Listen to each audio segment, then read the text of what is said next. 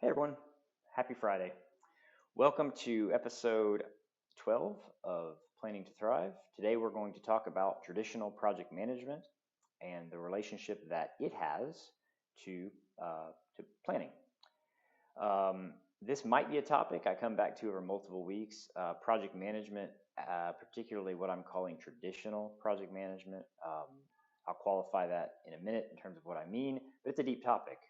We could spend probably a whole series on it. Um, my goal isn't to do that, so I'm going to assume that those who get a lot of this and other similar episodes are at least mildly familiar with project management concepts.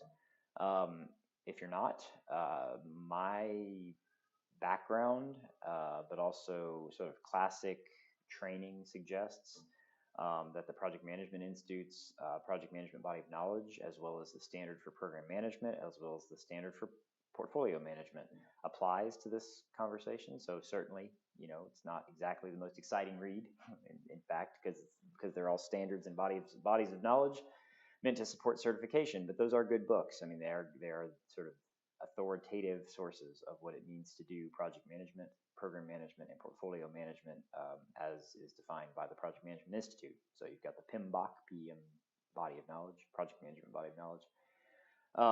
And then you've got two other companion standards, the standard for program management and the standard for portfolio management. I will refer to them both generically and literally as we go through this discussion. Um, so if you don't have that background, it's not going to hurt you, I don't think. But just know that if you want some additional, I'll call it reading, feel free to dive into those. So as we've talked about, you have mission, vision, goals, objectives, some of which are informed, all of which later in that process, goals and objectives are informed by your environmental scan, be that a business canvas, be that a resulting from a SWOT analysis or a SWOR analysis, market surveys, market analysis, brand development. These are all environmental scan realities that influence your goals and objectives. And then once you have that, kind of plan or scaffolded collection of plans, right? Documents. Now you're ready to execute, or at least start the process of execution. And so as we talked about yesterday, there's a version of that that lets you throw that over the wall um, to one of a sorted set of groups. And so you kind of say, as a planner or as a leader, here's the plan, go nuts, and you throw it over the wall. That process kind of breaks down or can break down and frequently is given to break down because if you have a strict separation where you've sort of thrown the plan over the wall, that whatever point it's time for the group who's executing to do the execution, they will invariably come back with evidence to suggest their success or failure or lack of meeting the stated objective. And now you've got to interpret that as a planner or a leader, and you've got to say, well, that's let's dive into what that how that applies and does it apply? Because as I said in last episode, um, while there's wrong ways to do this, the most disciplined version of kind of plan governance is a critical eye. Like, does the evidence support that our teams are successfully meeting the objectives? Because as we said like also yesterday, um, if you're not actually meeting the objectives, then you probably aren't going to meet the goal because it's additive, right? It all rolls up. So um, so there needs to be a strong linkage, or at least presumably you fare better if there's a strong linkage, a strong designed link between planning and executions, which means that as we get into a version of execution, so of the next series of episodes, we're going to talk about a number of execution frameworks or paradigms, depending on how you want to think about it. Right now, we're in sort of the project paradigm. So if a particular objective has a start and an end, a fixed scope, so to speak, potentially can be accomplished on a fixed time frame. Now, again, remember, objectives should be SMART. This is a reminder from previous episodes. So it should be specific, measurable, actionable, realistic, and time bound. So really, there's only two broad scale paradigms for execution work. You can have, based on objectives, you can have project based, which does have a scope, a schedule, and a budget applied to it.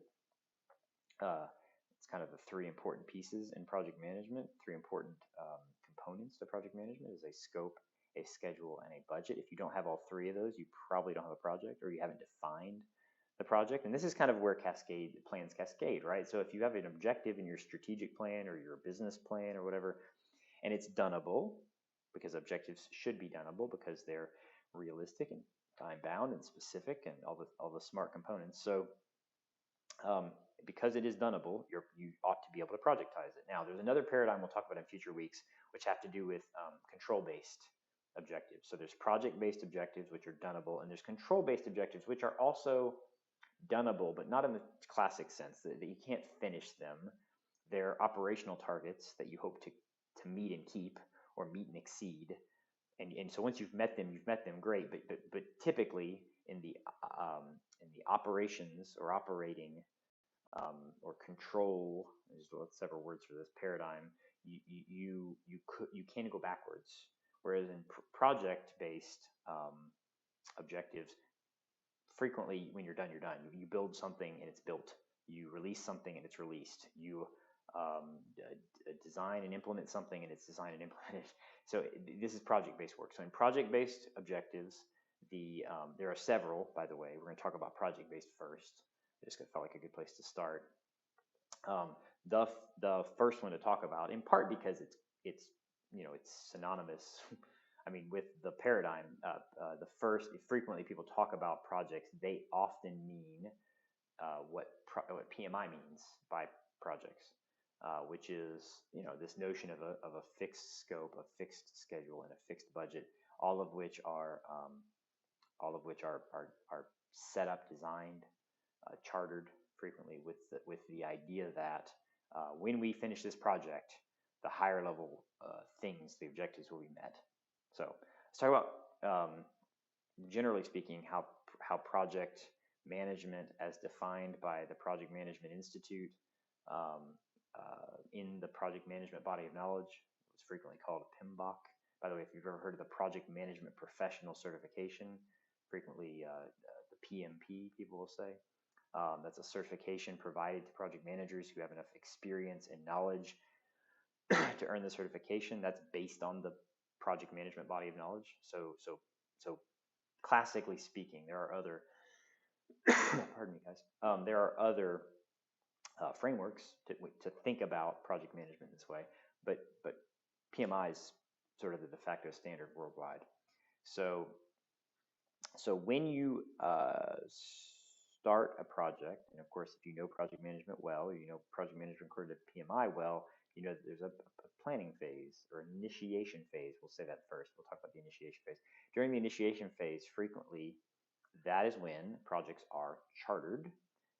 It is when they are prioritized and ranked and chartered and defined. So at a high level, that is the first opportunity. Project charter is the first opportunity. And now I know I'm talking to the big organization folks out there, because if you're a smaller organization and you're doing projects, you probably don't have charters.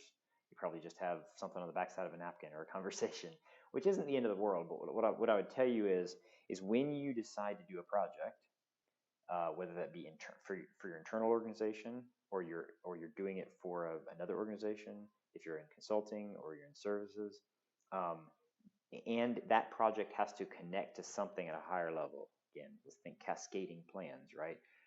Big plan gets sort of met by smaller activities. You want the objective from the bigger plan, or objectives, maybe that project's going to address multiple objectives. You want those objectives in your charter. Same language, same words, same explanation, same degree of smartness. And so this is the first opportunity for you to avoid the throw it over the wall idea, where the entire plan and its scope gets thrown over the wall, and the people on the other side catch the plan and they do their own little mapping and figuring out how they're going to get it. And the more consistent you can be at charter during project initiation, explicitly calling out the link to the upstream objective or objectives from a higher level plan, the more likely you will, well, two things. One, the people in the project will have a really clear picture on the value of the work they're doing. If they're working on a project and in the charter it says, again, we'll use strategic planning as an example. There's other plans, right? enterprise architecture strategies, risk and compliance goal. There's lots of ways high-level plans will fall out from planning groups or leaders. If it's a business plan, but anyway, if you've got a relevant objective that is, whether in part or in whole, being accomplished by a given project, that should show up in the charter. Be explicit. Because if you're explicit then as I said, you're less likely at the end of that project, when that project is being presented as evidence to support the objective, potentially 6-8 months later, right? Because maybe you're only collecting evidence for this long-term plan every year. You won't have to think about it as hard, because in the design of the project, the chartering of the project, frequently chartered projects go in front of a steering committee or a board that prioritize projects for execution, right? To assign resources. You want that conversation to be informed by the higher level plan, so that, and this is the next level of linkage, so that when the project manager gets assigned after initiation, or sometimes late initiation, and starts the planning, the actual planning phase, where scope is literally planned, schedule is literally planned, budget is literally planned at a detail beyond what the charter was planned. They will now have a direct read on, and hopefully take those objectives in the charter and be able to break those down more fully. This is a framework, by the way. This is not PMI, but it is a framework I've used, and so this is where I would suggest considering this. If you're in a planning role, or you're working across a PMO, or you have responsibility as a leader across these different groups, I would suggest the sort of treed or tiered structure of goals, objectives, and then whoop, we hop over the wall to execution, and objectives show up on the charter, and then we have deliverables that support that objective, and underneath that we have milestones, each of which support the deliverable that supports the objective that supports the goal. You probably see where I'm going right now, right? So there's this cascading effect. And what you've got in play, right, is you've got two planners involved, at least two planners, right? You've got the original planner of the high level plan, be it a leader or a planning group, and you've got a project manager with their team doing planning. And because, as I said, because you've got this strong linkage between, and again, that's just an example framework. You don't have to call them deliverables. You don't have to, but my point is this cascaded, we introduced a word several episodes ago called decomposition, this idea that you take high level things and break them down into their lower and lower level components. That is what a project manager frequently does when handed stuff from a charter. I would just suggest that as a leader and as a planning group, it is ultimately your responsibility to make sure that when projects get chartered, you're asking the question, which objectives do these fulfill? Now, here's the one gotcha, and this will be the end for today. The one gotcha is, if you heed my advice and you do this, and all charters do have traceability upstream to objectives, be mindful that it's not just box checking. Be mindful that you're not just simply associating for association's sake. This is not tagging, and I won't go into the difference between tagging and taxonomies right now, but it's not tagging. You're not just literally going, oh, this is loosely categorically related to this objective, so I think I'll tag it with this objective. No, this is decomposition. This is a taxonomy. This is a formal decomposition of high-level stuff into lower-level stuff, and so you better know in your brain, and if you don't, then you need to collaboratively find out through the organization how this project is going to specifically fulfill this SMART objective. Now, it's easy, by the way, if the project's entire scope is overlapping with your objective, meaning when this project is done, this objective should be done. That's easy, right? Because then you can kind of draw a box around your objective and provide even tests or validations or something that will allow you, and by tests, I just mean, you get the people in the room who came up with the objective, you get the people in the room who are working on the project maybe every month or every quarter, and you ask hard questions, because the people who came up with the objective probably know what it means to actually meet the objective. And so then you can have this, and you can do that at the very end of the project too, right? So that's easy. Where it gets a little bit complicated is if your objectives are big, which sometimes they are, you want to have some specific expectations that, again, this is project objectives, not control-based objectives, but project-based objectives. You want to know, even estimate, I think it's better than nothing. You want to know what percentage of this objective will be met by this project. And the reason for that is because you ought to be able to, again, if your objective is SMART, if you go back to the episode on objectives, if your objective is SMART, then you presumably ought to be able to calculate what 50% of the objective means, what 10% of the objective means, what 95% of the objective means, so that now you've given a gift to that project and you've not said, you need to do some work within this bucket. How much work? I don't know. It's not all the work because the objective's too big. But so you've sort of left some ambiguity on their doorstep. And so what you've ultimately done is you've cheated the value out of a SMART objective by not creating a strong link. It becomes a little bit more of a throw over the wall exercise. We'll say the IT steering committee, let's say they're the ones agreeing to do the project, and so they review the charter. Well, then the throw over the wall moment in that case is the IT steering committee has said, oh yeah, these objectives should be given treatment, maybe we'll say, in this project. Well, if you haven't defined what given treatment means, then you're setting yourself up for, again, lob over the wall, and then the execution team, the project team does the work, finishes the project, and then they lob evidence back over the wall to say, hey, did I meet this? I hope what I did met this objective, because they're sort of guessing at that point. And yeah, they have to guess. And so that's where, again, plans that cascade well when there's a strong link between the higher level plan and the execution team. And so that's the first of probably several conversations on traditional project management, or PMBoK style project management. On Monday, we will get into, we'll stay with PMI for a minute and talk about the way you take projects which are inherently doneable and often have a restricted scope and schedule. You can have multi-year projects, but for the most part, projects are bounded by at least by a fiscal year, which means they're no more than 12 months typically.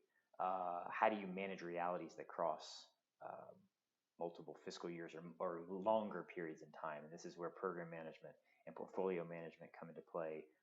Two other standards, complementary standards from PMI. We'll talk about those on Monday, maybe even on Tuesday. So have a wonderful weekend. Thanks, guys, and stay safe.